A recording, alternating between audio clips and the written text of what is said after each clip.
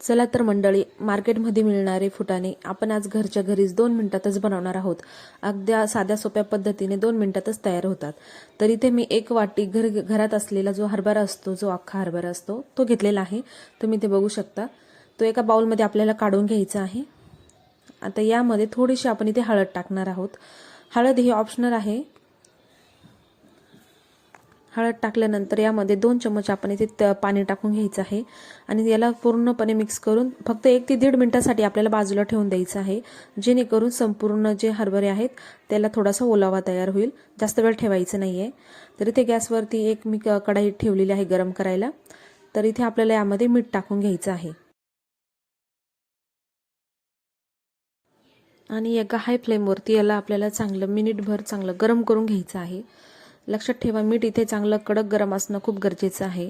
याला सतत मिक्स करत आपल्याला संपूर्ण मीठ हे कडक गरम करून घ्यायचं आहे। गरम झाल्यावर याचा थोडा कलर चेंज होतो आणि जे आपण भिजत घातलेले जे हरभरे होते तर ते इथे थोडेसे टाकून घ्यायचे आहे। एकदमच जास्त टाकायचं नाहीये। गॅसची फ्लेम मिडियम ठेवायची आहे। तुम्ही जर इथे जास्तच गॅसची फ्लेम जर ठेवली तर ते लगेच जळून जातील।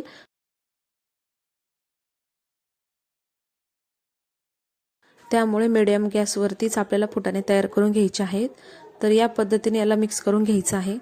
तुम्ही बघू शकता फुटाणे तयार व्हायला सुरुवात झालेली आहे। हे बघा कशा पद्धतीने याचे साल बाजूला होत आहे। घरीच आपण कमी साहित्यामध्ये याला आपण बनवलेला आहे। अगदी 2 मिनिटातच हे फुटाणे तयार होतात। तर एकदा नक्की करून बघा। अगदी सोपी प्रोसेस आहे। कोणीही याला सहज करू शकतं। बॅचलर असो वा घरातली गृहिणी असो, कोणीही बनवू शकतं।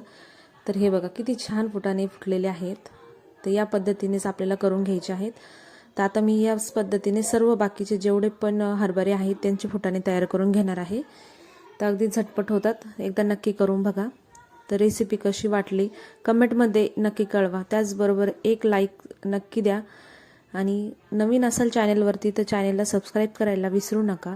आपल्या चॅनलवरती अशा छान छान आणि साध्या सोप्या रेसिपी आपण घेऊन आलेलो आहोत। तर अगदी करायला सोप्या आणि तुम्ही कधीही बनवू शकता। बॅचलर असेल तेही बनवतील। तर या पद्धतीने एकदा नक्की करून बघा।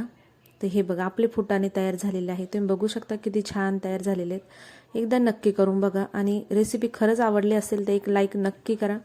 धन्यवाद।